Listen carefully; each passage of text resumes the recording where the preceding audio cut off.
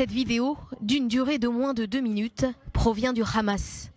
Plus de 24 heures après son attaque surprise dans le sud d'Israël, les terroristes ont décidé de montrer comment ils ont réussi, samedi 7 octobre au matin, à envahir une partie du pays.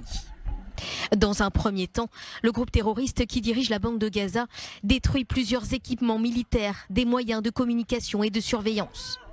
Très rapidement, il bombarde les tours d'observation et les systèmes d'armes israéliens à la frontière. 8 positions de l'armée israélienne sont alors visées.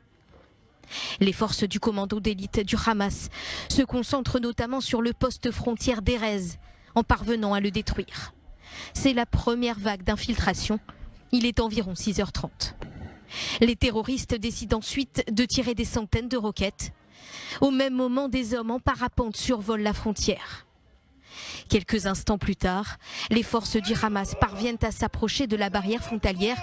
Ils font alors sauter des clôtures, des barrages. Et une pelleteuse fait alors voler en éclats l'une des barrières d'accès qui permettent à des centaines de terroristes de se déplacer librement à l'intérieur des localités israéliennes. Des centaines d'émeutiers palestiniens profitent des anciens tunnels terroristes près de la frontière pour entrer en Israël. Ils emmènent avec eux des citoyens israéliens dans le territoire dirigé par le Hamas. Une opération similaire est ensuite menée contre 2 autres postes au sud de la bande de Gaza. La ville de Sderot est l'une des premières à être infiltrée.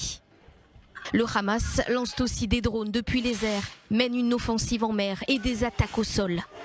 Ce sabotage a sans doute compromis la capacité de commandement et de contrôle de l'armée israélienne sur les forces dans la région.